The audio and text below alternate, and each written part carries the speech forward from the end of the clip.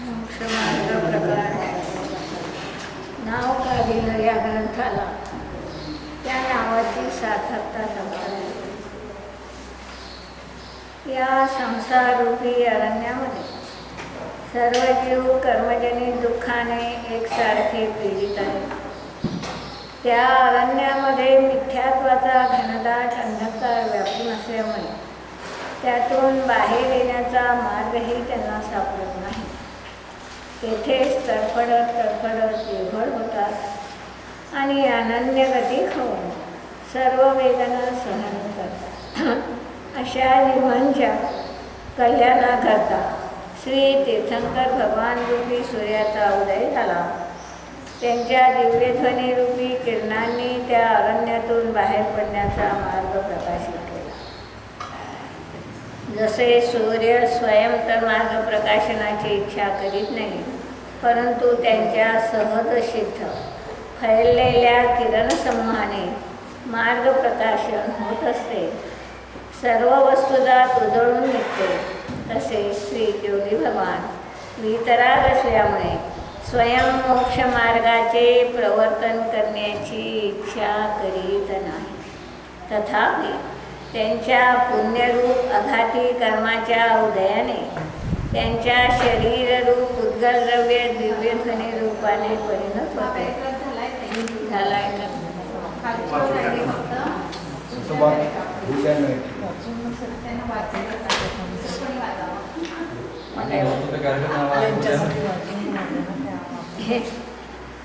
या परंपरेला अनुसरून हा ग्रंथ देखील मोक्ष मार्गाचे प्रकाशन करणार आहे. त्यांनी एक नक्की केलं की भगवंताने ही दिव्यध्वनी सांगितली,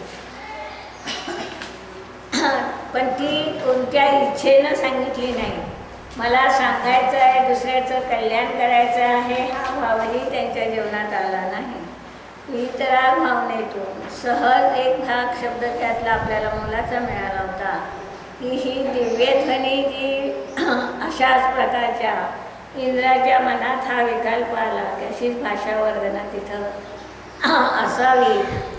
हा त्यांचा जो काही उदय आहे तो अघाती कर्माचा उदय आहे, हे त्यांनी नक्की सांगितलं. त्यातून काय कळालं आपल्याला? जेव्हा ते हे म्हणतायत की अघाती कर्माचा उदय आहे दिव्यध्वनीसाठी, तेव्हा काही कळालं?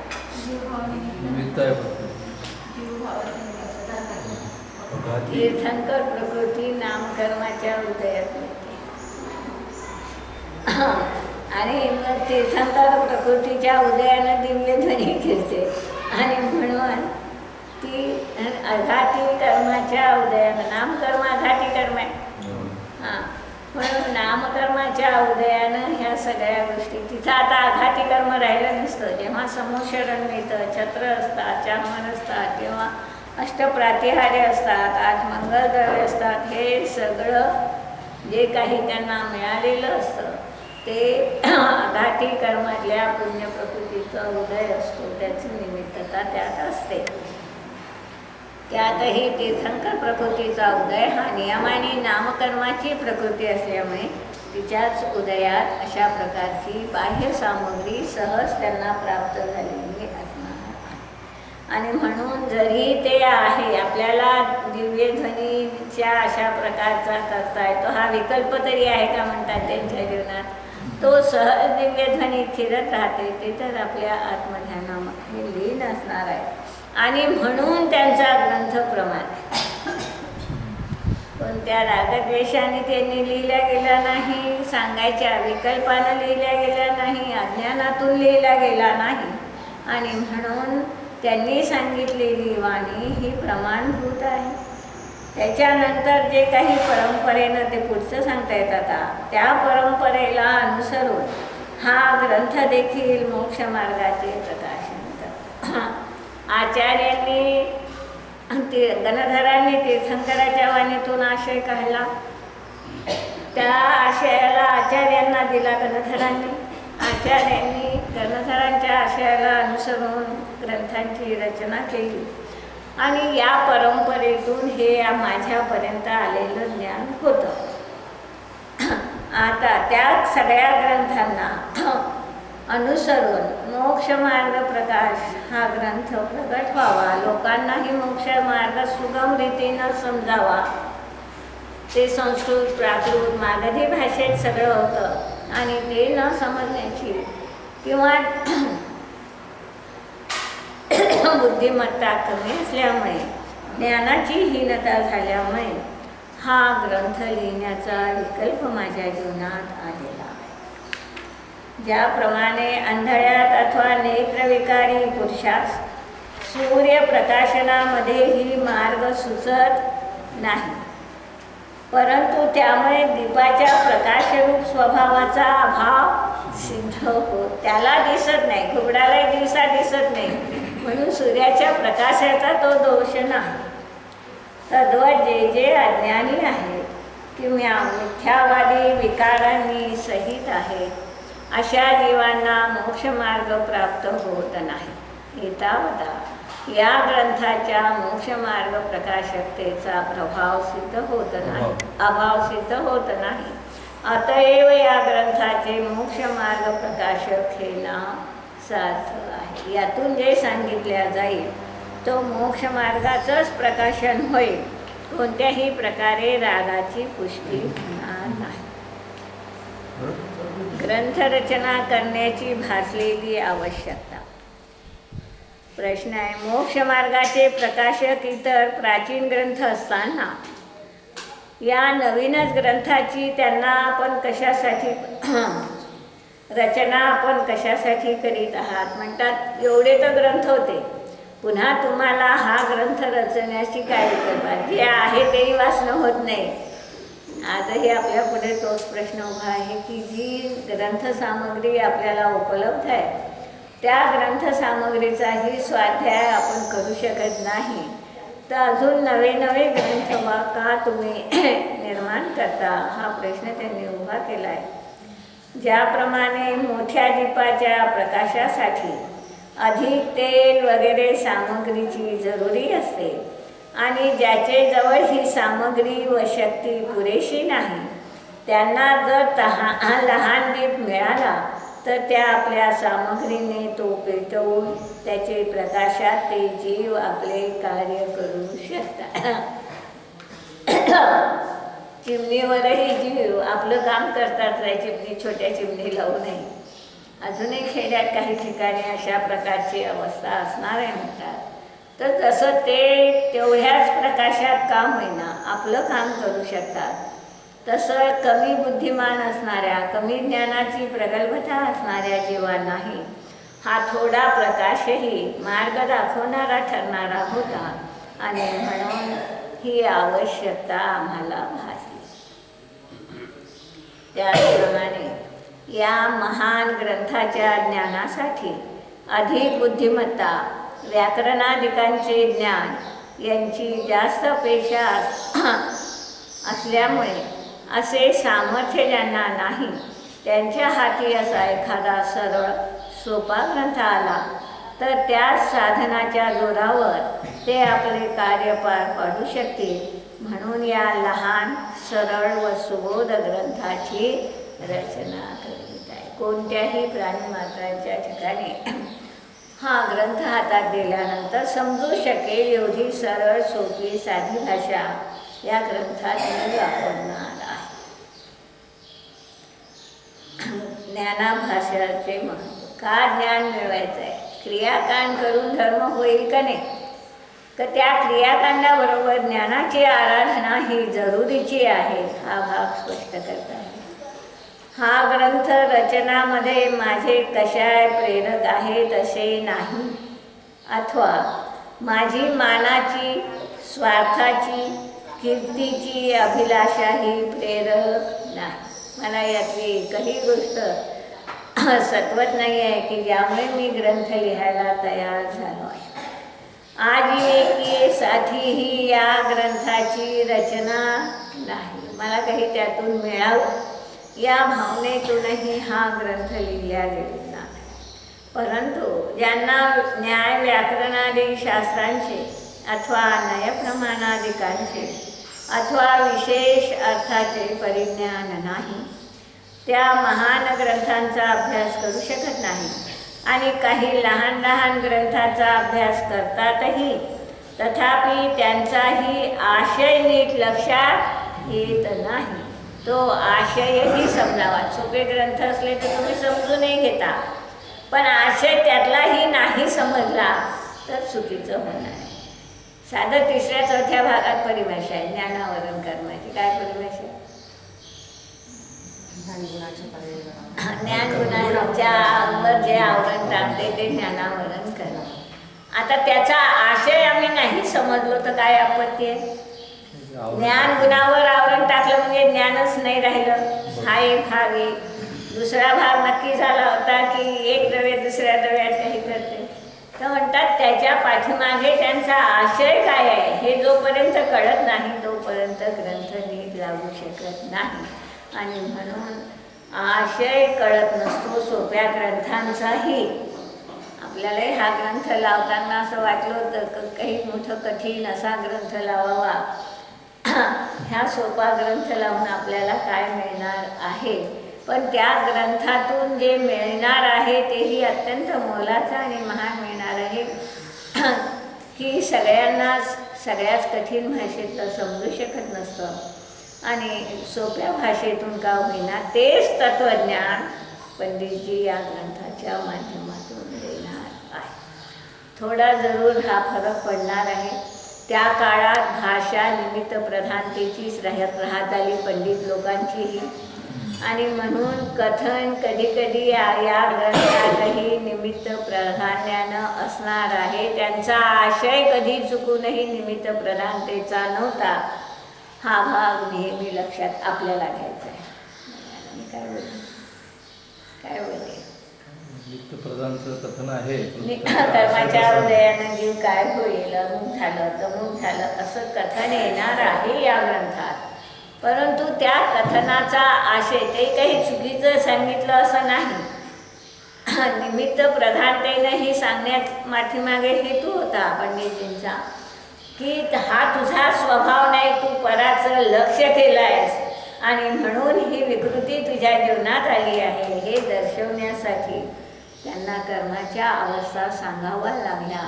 आणि त्यामुळे ते कथन त्या रूपाचं जरी असेल तरी त्याचा आशय आपल्याला समजून घेणं जरुरीच असतं.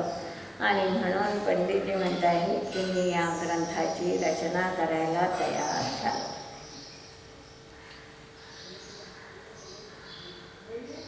परंतु एखाद्या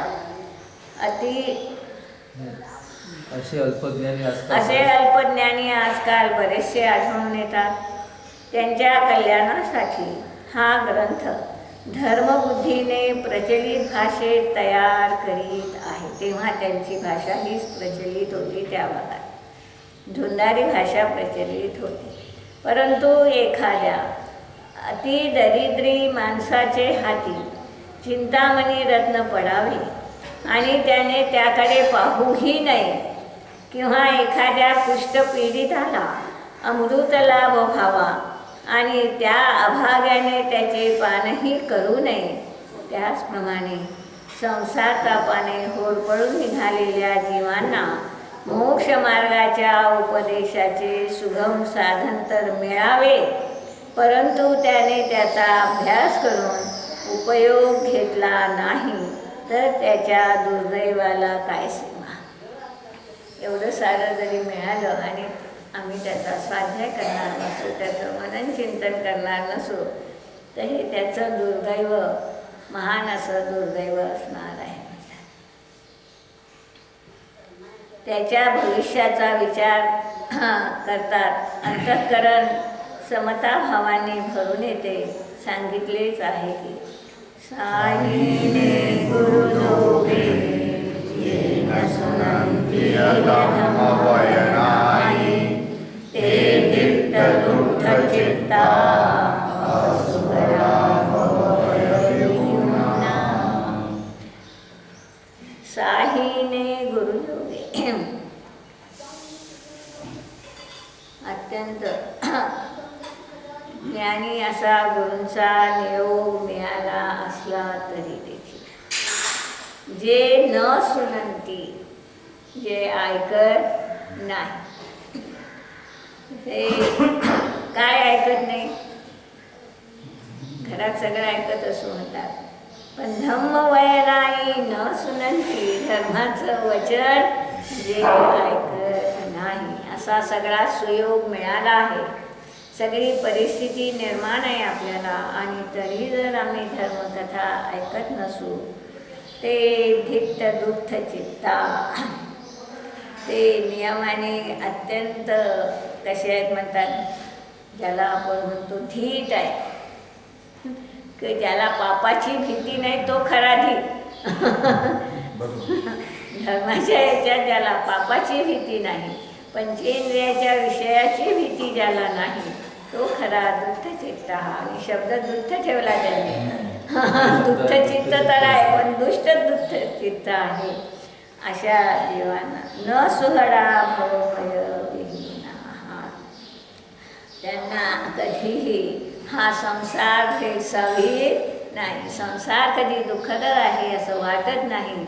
हा भव मिळाला आहे, या भवाचं सार्थक करायचं असेल तर जिनवानीचा अभ्यास अत्यंत मोलाचा आहे, हे त्याला कळत नाही. म्हणतात भव भयविहीना, तो नियमाने या सगळ्या संसारातल्या दुःखापासून न भिणारा असा दुष्टचित्त असणार आहे. स्वतंत्र उपदेशदात्या गुरूंचा दैवयोगाने लाभ झाला असताने. स्वतंत्र उपदेशदाता शब्द काय ठेवा? स्वातंत्र्याचा उपदेश देणारा, की जगातला प्रत्येक प्राणी हा स्वतंत्र आहे, स्वाधीन आहे, हा उपदेश देणारा गुरूंचा दैवयोगाने लाभ झाला. म्हणजे अध्यात्म सांगणाऱ्या गुरूंचा दैवयोगाने लाभ झाला असतानाही जे लोक धर्मश्रवण करीत नाही, ते विलक्षण धीट आणि दुष्टचित्त असावे, अथवा ज्या संसारास तीर्थंकरादी महान विभूती भीतात, तो संसार यांना भेडसावीत नसावा. ते महान शूर योद्धे असले पाहिजेत. प्रवचनसारमध्ये देखील मोक्ष मार्गाच्या अधिकारात प्रथमतः आगम ज्ञानच उपादेय आहे असे सांगितले आहे. पहिल्यानं तो उपयोगी काय? का नाही आम्ही भगवंताचं दर्शनही समीचीन रीतीनं का नाही करू शकत? खऱ्या अर्थानं भगवंताचं दर्शन का नाही करू शकत? ज्ञान नाही, दिनवाणीचं अध्ययन नाही, मनन नाही, चिंतन नाही. आणि म्हणून दर्शन कशासाठी करायचं आहे, का करायचं आहे, किंवा ते कसं करायचं आहे, ह्या गोष्टी आम्हाला कळत नाही. रूढीनं त्या क्रिया सुरू झाल्या असतील, म्हणून आधी ज्ञान मिळवणं हे अत्यंत जरुरीचं आहे. म्हणतात जीवाचे मुख्य कर्तव्य आगमाचे ज्ञान करून घेणे हेच आहे. म्हणून स्वाध्यायाविना एकही दिवस आपल्या जीवनातला गेला नाही पाहिजे. हे 6 आवश्यकातलं एक अत्यंत मोलाचं असं आवश्यक आपल्यासाठी असणार आहे. यामुळे तत्वश्रद्धानाची प्राप्ती होते, आणि तत्वश्रद्धानानंतर संयमरूप परिणाम होतात.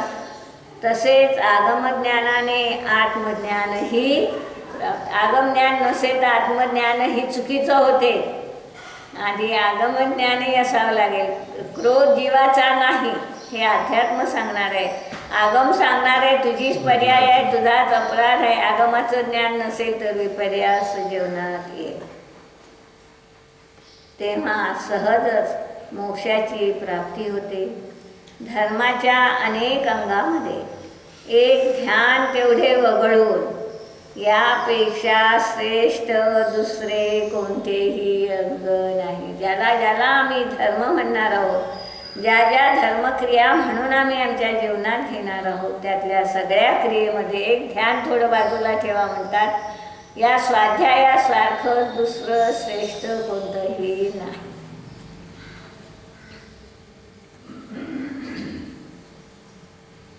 म्हणून ज्या त्या रीतीनं शक्य तेवढा जास्तीत जास्त आगमाचा अभ्यास करणे जरूर आहे. या ग्रंथाचे वाचन, श्रवण आणि मनन तर अधिकच सोपे आहे, कारण या ग्रंथाच्या स्वाध्यायामध्ये न्याय व्याकरणादी शास्त्रांची आवश्यकता भासत नाही. म्हणून या ग्रंथाचा स्वाध्याय अवश्य करावयास पाहिजे. त्यायोगे आपले कल्याणच होणार आहे. त्यांनी कुंदकुंड आचार्यांनी देखील एक श्लोक ठेवला आहे. अध्ययनमेव ध्यानम पंचेंद्रिय निग्रहं कसायंपि या पंचमयाले पवयन सारभासमेव पूज्या. हा असा निकृष्ट काळ, निकृष्ट शरीर, परिस्थिती, वातावरण हे सगळं असं काही असणार आहे, ते बदलवणं आमच्या हातात नाही म्हणतात. पण या काळातही तुला सहज रीतीनं आपल्या धर्मजीवन जगण्यासाठी काय करावं लागेल तर म्हणतात अध्ययनमेव ध्यानम. अध्ययनच तुझ्यासाठी या काळात ध्यान आहे. एकाग्र होता आलं पाहिजे इथं आपल्याला. पंचेंद्रिय निग्रहं कसायंपि, 5 इंद्रियावर विजय मिळवणं किंवा कषायावर विजय मिळवण्याचं साधनही अध्ययनच आहे. आणि म्हणून या पंचम कालात खूप तपश्चरण होत नसेल, कठीण आचरण होत नसेल, परंतु हा एक स्वाध्याय नावाचं तप मात्र आपल्या जीवनात आपण करू शकणार आहोत. आणि म्हणून प्रेरणा केली आहे की या ग्रंथाचा स्वाध्याय अवश्य करावयास पाहिजे. त्यायोगे आपले कल्याणच होणार आहे. याप्रमाणे मोक्षमार्ग प्रकाशक नामक शास्त्रातील उपोद्घात रूप पहिला अध्याय समाप्त झाला. इथून आता ते सुरुवात करत आहेत या मोक्षमार्ग प्रकाशाच्या ग्रंथाला. तर हा जो संसार आहे, हा संसार कसा आहे, का आहे, याचं मीमांसा या अधिकारात पंडितजी स्वयं करणं आहे. मिथ्या भाव अभाव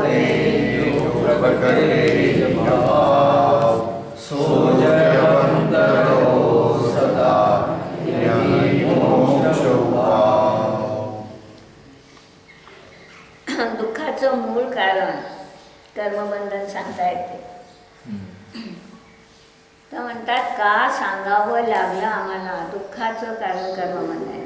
तर म्हणतात हे जे मिथ्यात्व येत आहे आमच्या जीवनात, हे मिथ्यात्व कर्माच्या उदयाशिवाय येऊ शकत नाही. आणि म्हणून त्यांनी सांगितलं मिथ्या भाव अभाव ते जो प्रगटे निज भाव. मिथ्यात्व कर्माचा अभाव झाला असताना आमच्या जीवनातलाही अभिप्राय मिथ्या नष्ट होतो आणि आपला न्यायक भाव प्रगट होऊ शकतो. म्हणून सदा जयवंत रहो हा मोक्षाचा उपाय. तर या अधिकारात मूळ दुःखाचं कारण निमित्त रूपानं ते कथन करणार आहे. तर दुःखाचं कारण का हा संसार दुःखद आहे आणि त्याचा खुलासा ते या अधिकारात पहिल्यानं करणार आहे. तर म्हणतात कर्म तर परद्रव्य आहे. मग या परद्रव्याच्यामुळे आम्ही दुःखी कसं झालो, तर कर्माच्या अवस्थेचा आणि जीवभावाचा असा एक निमित्त नैमित्तिक संबंध अनादी कालापासून आहे. म्हणजे कर्माचा संबंध अनादी आहे, साधी नाही. हा भाग आधी ते स्पष्ट करणार आहे. आणि तो का करायचा आहे. जर साधी मानला असता तर काय आपत्ती आली असते.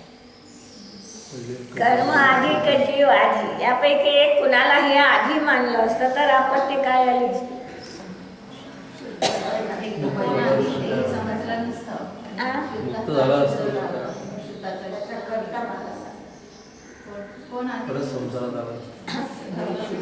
जेव्हा एकाला आधी मानतोय आपण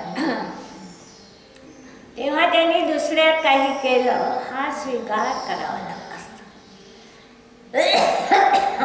जर आम्ही कर्माला आधी मानलं असतं तर कर्माने जीवाला संसारी बनवलं हे मानावं लागलं असतं. जीव आधी मानला असता तर पुद्गलाला जीवाने कर्मरूप बनवलं. जैन तत्वज्ञानात मुळात एक द्रव्य दुसऱ्या द्रव्यात काही करत नाही हा काटे सिद्धांत विसरायचा. काय झालं, काय बोलले? एक द्रव्य दुसऱ्या द्रव्यात काही करत नाही. आणि तरी देखील कर्मामुळे जीव संसारात अडकला किंवा जीवामुळे कर्मरूप झालं ही मान्यता जीवनात येऊ नये.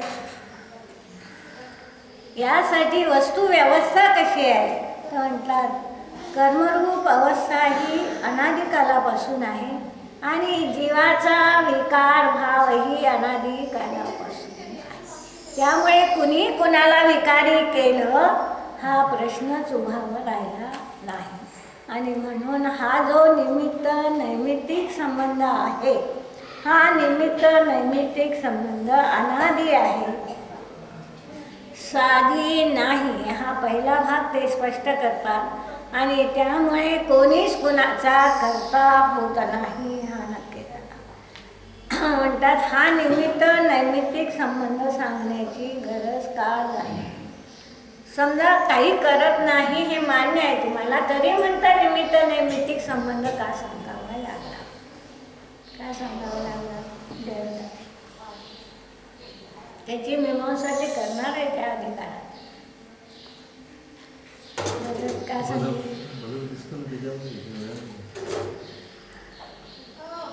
जर निमित्त नैमित्तिक संबंध दाखवला नसता तर दोघांचाही तो स्वभाव बनला असता. कारण पुद्गलाने कर्मरूप बनणं हा स्वभाव की विकृती? कर्माची पुद्गलाची तीही विकृती आहे. जीवानी रागी द्वेषी होणं ही जीवाची विकृती आहे. जर ती पराचं लक्ष करून आली नसती तर ते स्वभाव झाले असते दोघांचे आणि त्यामुळे कधी पुद्गल परमाणु शुद्ध रूपाचं राहिलं नसतं आणि जीव कधीही शुद्ध बनला नसता.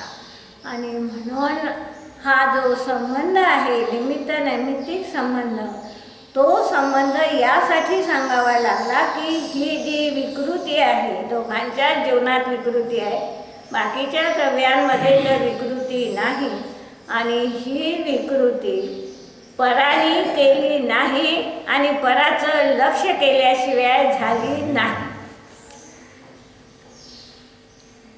हे स्पष्ट करण्यासाठी म्हणून यांचा संबंध हा अनादी कालापासून आहे. अनंत असेल हा नियम नाही.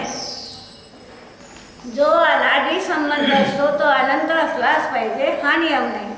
अनादी संबंध ही शांत असू शकतो, अनादी संबंध अनंतही असू शकतो. भव्य जीवाच्या ठिकाणी तो शांत असेल, अभव्य जीवाच्या ठिकाणी तो अनंतही असू शकेल. प्रश्न आहे की पुद्गलाने पराचं लक्ष कसं केलं? जीवाचं ठीक आहे, पुद्गल परमाणू कर्मरूप बनले, त्या पुद्गल परमाणूच्या पाठीमागं कोणतं फोर्स होता तर त्याने कर्मरूप बनावं? त्याच्याही ठिकाणी नियमाने उपादानगत योग्यता तर आहे. उपादान योग्यता दोघांची, दोघांच्याही ठिकाणी विकृत होईल. दोघांचं अशुद्ध उपादान म्हटलं तरी चालेल. पंचाध्यायी कारणे म्हणून सांगितलं.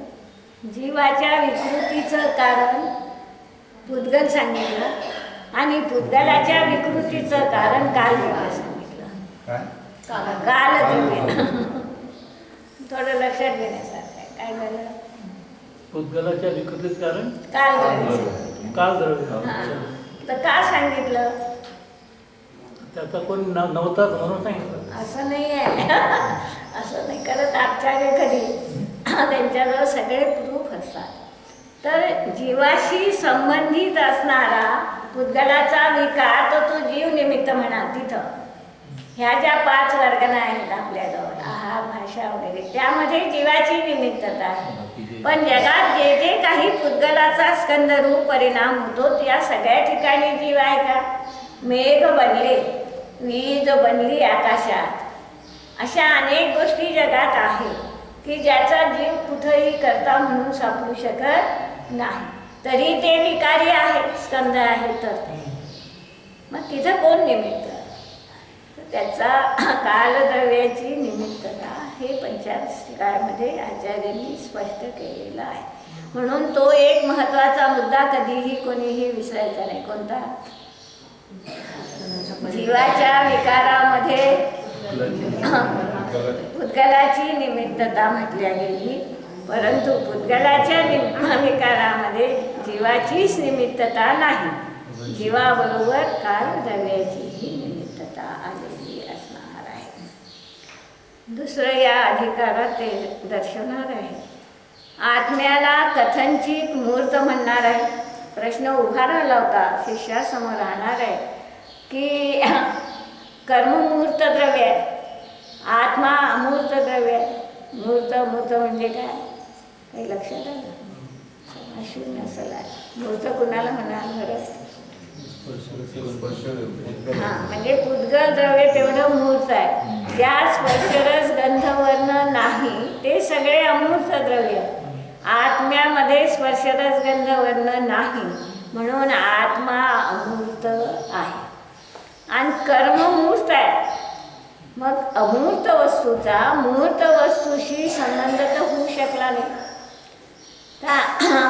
तिथं त्यांनी पंडितजींनी कथन केलेलं आहे की आगमात आचार्यांनी देखील केलेलं आहे, पंडितजीने आपल्यामुळे नाही केलं. आचार्यांचंही कथन आहे की कथनचित हा आत्मा मूर्त आहे. काय शब्द आहे? मूर्त होतो आणि म्हणून मूर्त कर्माशी बद्ध होतो. मग काय झालं? थोडा मूर्त झाला तो,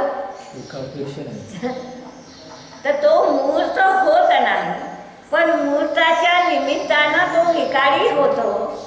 तर ज्याच्या निमित्तानं हा विकारी झाला तो विकार त्याचा, आणि म्हणून कथनचित मूर्त म्हटलं.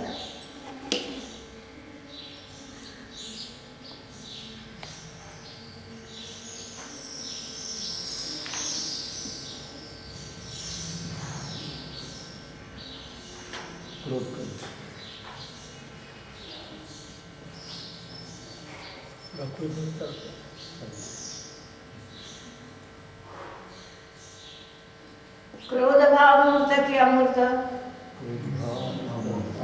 वास्तविकरित्या अमूर्त आहे, क्रोध कर्म मूर्त आहे.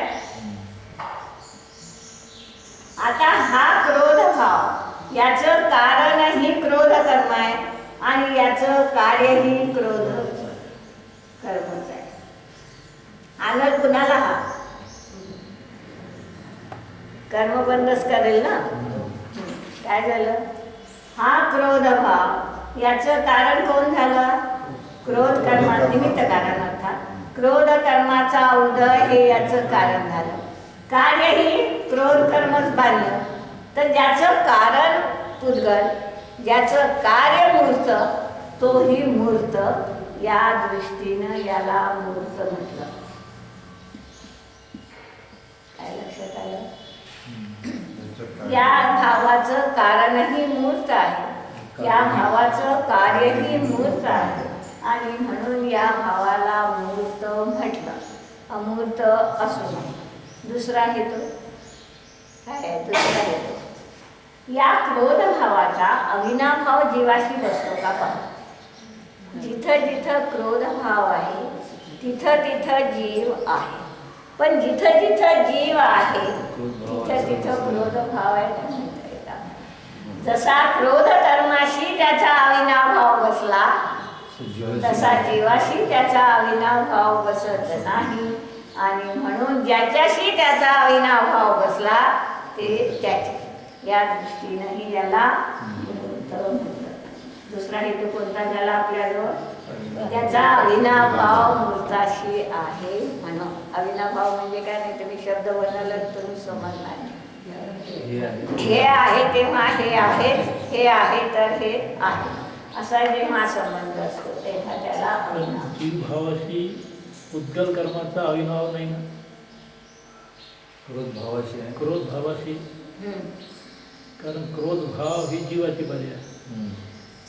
आणि ते पुद्गलाची बरी आहे. पर्याय जरी असतो पण अविनाभाव आहे दोघांचा. म्हणजे जिथे जिथे क्रोध कर्माचा उदय आहे तिथे तिथे क्रोधभाव आहे. क्रोध भाव असलाच पाहिजे का?